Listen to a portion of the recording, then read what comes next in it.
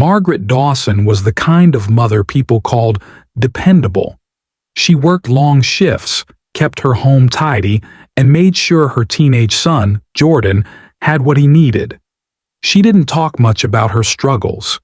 She just handled them, quietly. But behind that quiet life, something had been shifting, and one night, everything changed. Jordan was just 15, a quiet boy who often stayed in his room, kept to himself, and didn't say much. But lately, he has been acting differently. He seemed tense, pulled away. And when he finally opened up about something deeply personal, what followed wasn't support, it was rejection. Margaret believed she was doing the right thing. She had her rules, her reasons, her beliefs. But what she couldn't see was how much her son was breaking down on the inside. Then came the night no one expected. The night that turned their quiet home into the focus of a case that still leaves people shaken. Was it all building up for longer than anyone realized? Were there signs that were missed? And most importantly, could it all have been avoided? This is more than a headline. It's a story about silence, pressure, and the kind of pain that doesn't always show on the outside. Stay with us as we walk through every moment that led up to that night. And if you want more true stories that ask the hard questions, like how something like this could ever happen, don't forget to like this video and subscribe to the channel. Margaret Dawson was the kind of mother people described as dependable. She worked 2 jobs to provide for her son, Jordan, keeping a tidy home and staying out of the spotlight. To the outside world, she was patient, practical, and firmly grounded in her values. She held her faith close, attending church every Sunday and raising Jordan with those same beliefs. Jordan, at just 15, had always been quiet. He kept to himself, spent a lot of time in his room, and didn't draw attention at school. Teachers noted that he was bright, though a bit distant. He wasn't a problem student, but there were signs, small signs, that something wasn't quite right. At home, the atmosphere was calm, almost too calm. Margaret's strict approach to parenting was meant to keep Jordan focused and on track. She believed that her rules and guidance were what he needed to succeed, but slowly, those boundaries began to create a distance between them. Jordan never really challenged her. He simply withdrew more and more into himself. Margaret saw her role as protecting him, keeping him safe from the dangers of the world. But what she didn't realize was that by keeping him so close, she was unknowingly pushing him away. The emotional connection between them began to weaken, and Jordan's frustration grew. He struggled with expressing his feelings, and whenever he tried, he found it difficult to communicate what he was truly going through. This wasn't just a typical teenage rebellion.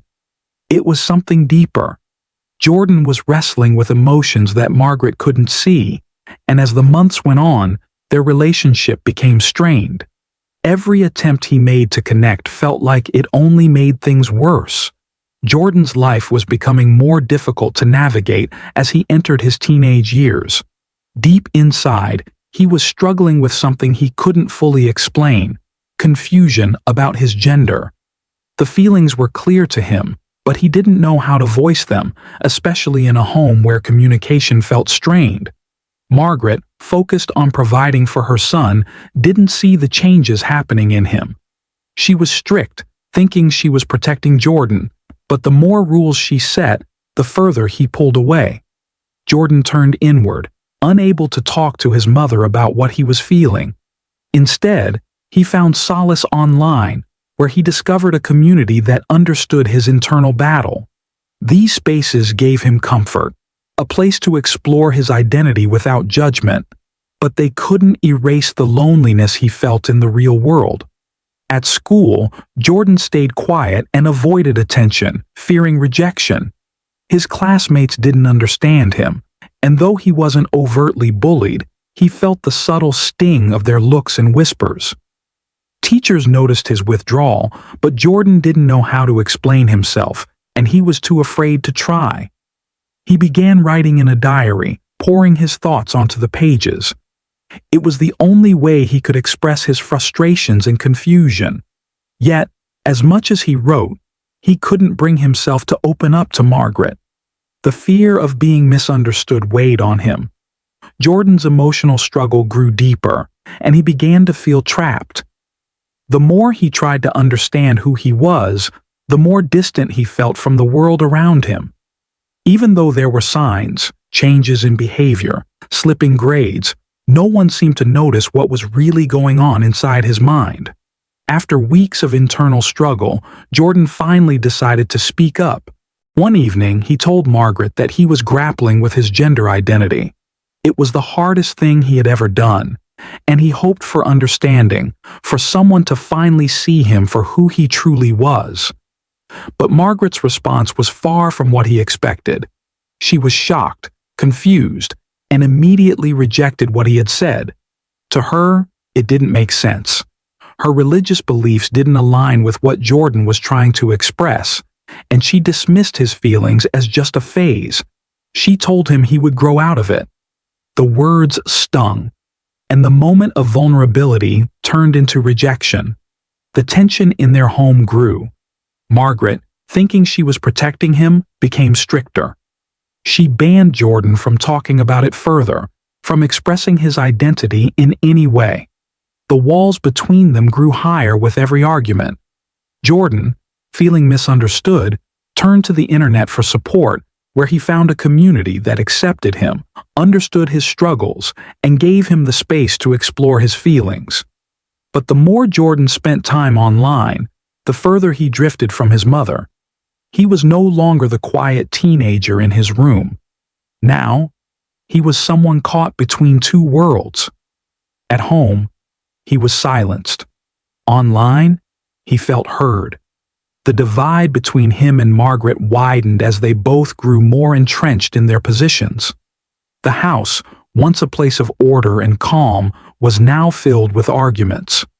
Margaret's attempts to control the situation only pushed Jordan further away. It was clear to both of them that their relationship was changing, but neither knew how to stop it. The tension in the air was thick, and it was only a matter of time before something had to give. The tensions between Jordan and Margaret had been escalating for months, but no one seemed to notice just how close they were to a breaking point. The arguments had become more frequent, and each disagreement left them further apart, both emotionally and mentally. Jordan, feeling rejected and misunderstood, found no outlet for his pain. Margaret, consumed by her beliefs and desire to protect him, couldn't see how deeply her actions were hurting her son. As the days passed, there were warning signs that something was not right. Jordan's online activity became more intense. His posts, once filled with confusion and questioning, had begun to take a darker turn. There were hints of frustration, anger, and isolation that no one seemed to catch in time.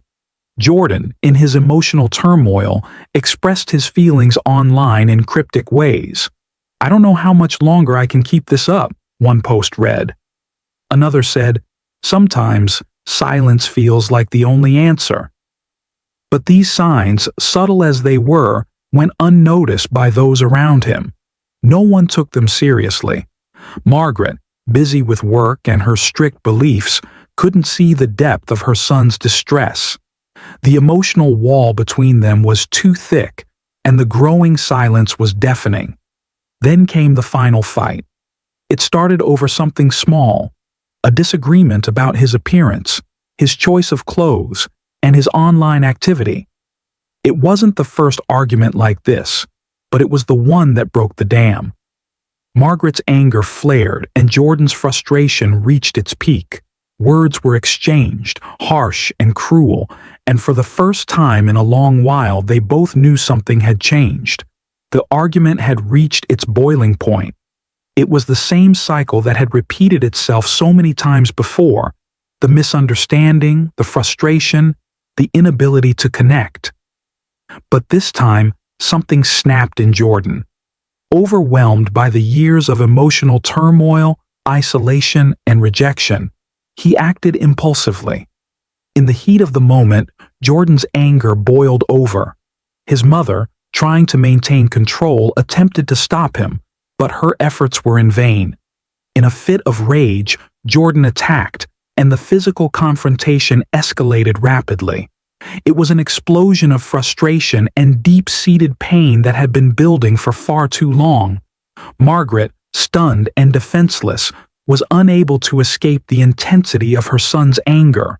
The physical altercation was quick, but its impact was devastating. When it was over, silence filled the house, thick and suffocating. Jordan, now standing in the aftermath of his actions, faced the gravity of what had just transpired. After the tragic event, the investigation into Margaret's death began almost immediately. Detectives, still piecing together the details of the night, quickly focused on Jordan as the prime suspect. His behavior, erratic and emotionally charged, raised questions about his state of mind during the incident. Jordan was arrested and brought in for questioning. During the interrogation, the psychological evaluations became crucial in understanding what had happened. Experts were called to assess whether his actions were premeditated or if they were the result of overwhelming emotional distress. Was this a carefully planned act, or was it a spur-of-the-moment decision, born from years of suppressed feelings and frustration? The defense presented a compelling argument. Jordan had been struggling with his gender identity, something his mother had continuously rejected. He had been pushed to his breaking point, isolated not only from his mother, but from any support network that could have helped him. They claimed that the emotional toll of constant rejection, coupled with mental health issues, had contributed to his actions. This wasn't a cold, calculated act. It was the result of deep mental anguish that had been ignored for far too long. On the other hand, the prosecution argued that Jordan's actions, regardless of his emotional struggles, were brutal and intentional. They pointed to the violence of the incident and the lack of remorse shown during his initial questioning. They believed the motive was clear. Jordan had acted out of anger and frustration towards the one person he felt could stop him from being himself: his mother. The courtroom became a battleground for these two conflicting views. The defense presented Jordan as a confused, isolated teenager, a victim of his circumstances. They argued that his mental health struggles and gender identity issues had been ignored by everyone around him, including his mother.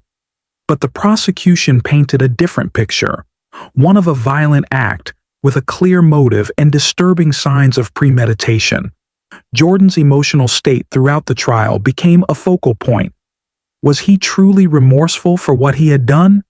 Was he just a confused teenager, or was there something more to his actions? His demeanor in court seemed to shift from cold indifference to moments of clear emotional distress, leaving the jury to wonder, was he misunderstood, or was he simply avoiding the weight of his crime? The case drew attention from advocates and public figures who spoke out on both sides. Some supported Jordan, saying his struggles with gender identity and mental health needed to be taken into account. Others condemned his actions, focusing on the brutality of the incident and the need for accountability. As the trial continued, it became clear that this case was about more than just one tragic event.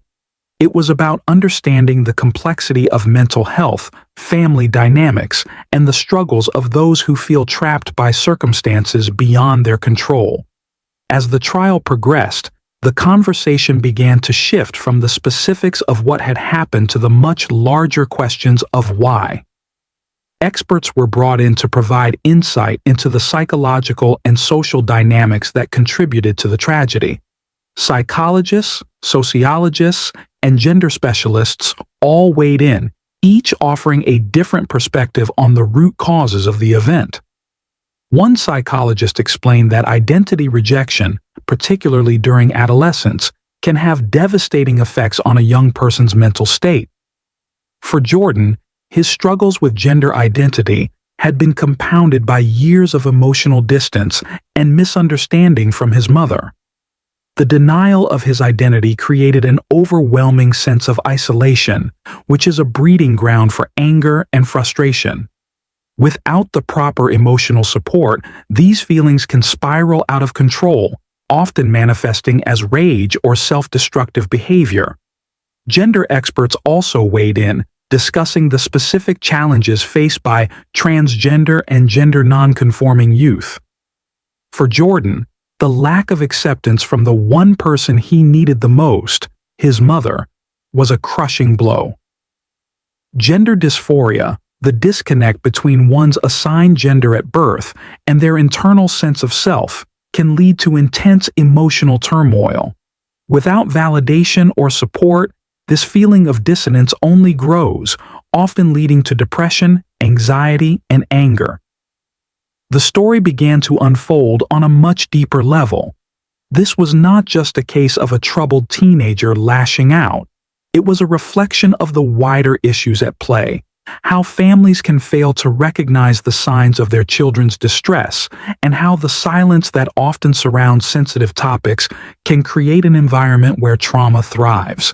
The experts emphasized how deeply important it is for families to listen, to try to understand, and to create a space where children feel safe enough to express their fears and desires. The lack of such a space in Jordan's life had led him to a point where he could no longer cope with the emotional pressure he was under. His breaking point, tragically, had been his mother's refusal to acknowledge his true self. This moment shifted the narrative from just a crime story to a broader commentary on family dynamics, mental health, and the urgent need for open communication. It was a cautionary tale about the devastating impact of neglecting to address deep emotional issues within families, particularly those involving identity and acceptance. As the case unravels, it's clear that this tragedy is about far more than just a violent act. Jordan's story doesn't simply start and end with one night of anger. It's a painful journey of emotional isolation, misunderstood cries for help, and years of struggle, all quietly building up until it became too much to bear. The warning signs were there, but were they truly seen? Could someone have stepped in? Could anyone have noticed sooner? This tragedy forces us to confront a deeper question. What happens when someone is so alone, when their identity and pain go unnoticed? What happens when they feel completely invisible? This story leaves us with something haunting to think about. Was this senseless violence, or was it the final scream of someone who had been unheard for too long? It also challenges us to think about how we, as a society, handle identity, mental health, and communication within families. How often do we ignore the pain right in front of us? How much responsibility do we bear in making sure that people, especially our loved ones, feel seen and understood? So, here's a question for you. What would you have done in Margaret's shoes? If your child came to you with something they needed to express, but you didn't understand, how would you respond? Would you have reacted differently? Drop your thoughts in the comments below. We will love to hear what you think. Let this story not just disturb us, but teach us. It's a reminder that sometimes the silence is louder than the words we hear. If you found this story thought-provoking, don't forget to like, subscribe, and turn on notifications for more gripping true crime stories. Stay tuned for more in-depth investigations that reveal the untold truths behind these events.